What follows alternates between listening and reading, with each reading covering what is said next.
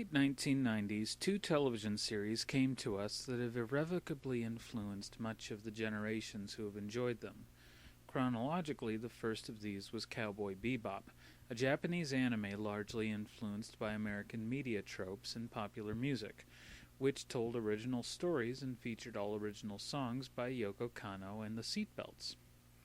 The second was Farscape, a space opera so grand in scale and budget, yet singular in vision, that it took the combined resources of 3 networks in 3 countries and the talents of the Jim Henson Creature Shop to bring it to life. Farscape centers around the adventures of John Crichton, the first astronaut on an internationally funded space mission. He is lost for years in an unknown part of the universe where he befriends a crew of escaped prisoners aboard a Leviathan bioship named Moya. Crichton is a messianic figure as indicated by his initials, but also shown in his journey. He does not choose to become the Einstein of a Cold War between 2 empires, pursued because each side believes that creating a weapon from wormholes will end the need for war, just like the nuclear weapons did for us here on Earth. He suffers pains, losses, is tormented by a mental manifestation of his adversary, Scorpius, to the brink of insanity, and, like Lemuel Gulliver, drinks in too much of the forms that sentience can take. His friends include Dargo, a Luxan warrior who was wrongfully accused of murder for his wife in a fit of rage. Zan, a priestess and plant woman who quells a deep-seated bloodlust and is capable of transcendent pleasure similar to Tantra. Rigel, a hedonistic deposed monarch. Pilot, the symbiotic pilot of Moya, both of whom live to serve others. Chiana, a young woman of the Nabari, a race that lives under what can be described as fascism. Given this, she is a complete rebel against all authority. And Aaron, a Sabatian soldier in the Peacekeepers, who becomes John's friend and later his wife and the mother of his child. There are other characters that become series regulars, but I won't discuss them for sake of time.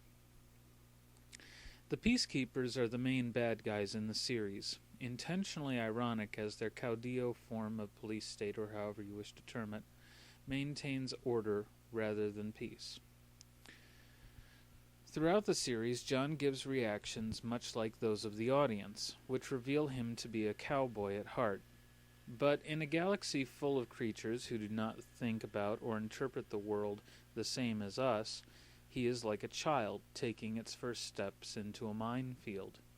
In one season, he is even split into 2 copies, and they are both the same person. One copy and Aaron get separated from some of the others, and they fall in love not long before he dies tragically.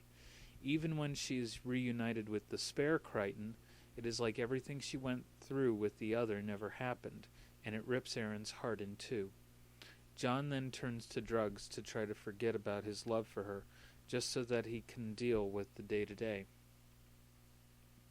To me, this shows one of the best parts of the series. Our heroes are flawed, have weaknesses. Their trust and love is a vulnerability and a strength at the same time. They fall and have to claw their way back from the brink. In a hostile universe, very often the most satisfying resolution is coming back to the same problems you had before, because there are newer, worse ones that you can always face. Farscape's happiest endings are usually when things are back as they were at the start. At least, they're that way conditionally. Our heroes and anti-heroes are changed by the experiences they go through from adventure to adventure. Very often hurt deeply. They aren't stronger for it, just scarred and nursing their wounds. This aspect of Farscape is a good point to leave off on because it directly contradicts the Nietzschean position that overcoming an obstacle improves you simply because it didn't bring your demise. As we'll see in Cowboy Bebop, that's not always the case. The name of the show, Cowboy Bebop, comes from the ship from which our heroes, a crew of bounty hunters, operate. In the distant future, police are incapable of stopping the hegemonic crime syndicates, mad bombers, terrorists, and hackers from doing whatever they want. So they post bounties for the capture of suspects and culprits, and there are loads of desperate individuals living across the solar system willing to collect. Bounty hunters are unofficially nicknamed cowboys, since they essentially function as the roaming gunmen of the solar system. Like Ronin samurai, they do what has to be done and hope they can make it out okay. No romance, just bad food, bruised ribs, and way too many cigarettes. The two main characters are an ex-cop named Jet Black, who was set up on the trail of a low-level syndicate boss, and it really cost him about an arm and a leg, or at least an arm. He hunts down bounties with his business partner, Spike Spiegel. More on him in a bit. Spike says there are 3 things he hates working with: animals, kids, and women with attitudes. So naturally, the first person to join up with them is a woman with an attitude. Faye Valentine is a young woman who lost her identity after she was injured in an accident that destroyed part of the moon. She was frozen and brought back, but is completely lost in the world of the future. Ein is a Welsh corgi with an IQ higher than the rest of the crew combined, even though Ein is still just a dog in the end. His contributions to the team are invaluable, and he doesn't even have to talk. Radical Edward is a brilliant child hacker and abstract thinker, though in the end she's still just a kid. How does she keep the Bebop crew from leaving her behind? Well, she can hack their ship and fly it around with a joystick like a model airplane in under a few minutes. Edward is someone to keep on your good side. As for Spike Spiegel, his is a story that you don't fully realize until the end of the series. To start, his eyes are 2 colors. They got that way because one is cybernetic. He has a cybernetic eye because he was wounded on a mission for one of the Mars syndicates. He was wounded by a member of the same syndicate by the name of Vicious. Spike practices the martial art Jeet Kune Do, invented by Bruce Lee. It is a martial art that requires you to read and reflect what your opponent does. So it is all too symbolic that the name Spiegel means a mirror. Spike puts things succinctly to Faye. "Look at my eyes, Faye. One of them is a fake because I lost it in an accident. Since then, I've been seeing the past in one eye and the present in the other, so I thought I could only see patches of reality, never the whole picture. I felt like I was watching a dream I could never wake up from. Before I knew it, the dream was over." Spike stands like Janus at the beginning and end of things, reflecting the world around him and never quite satisfied to be alive.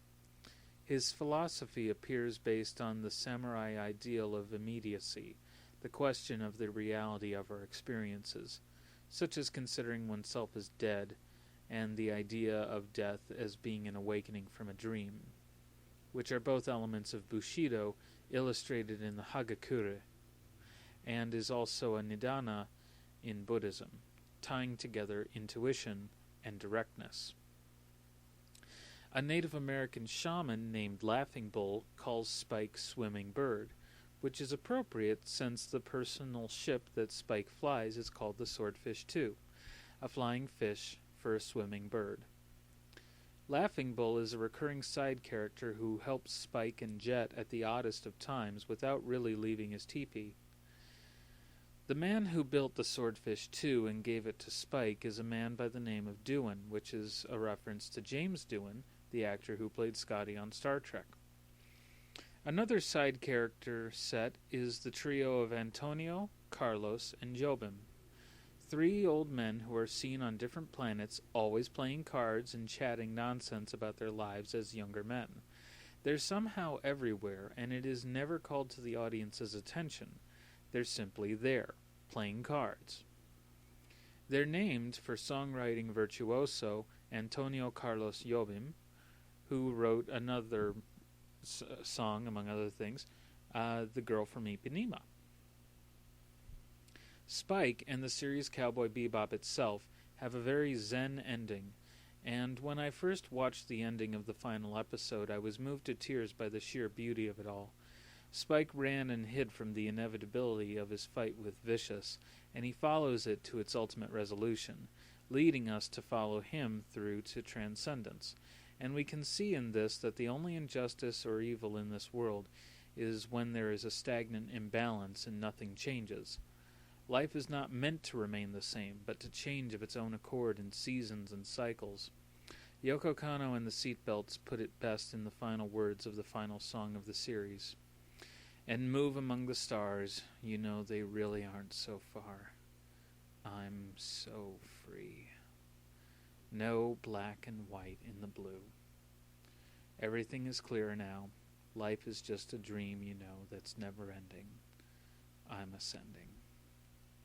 The concept of the Space Cowboy is one that tells us to live humbly, not to play games with the things that matter, to choose your battles, and live without artificially imposed limitations. What can I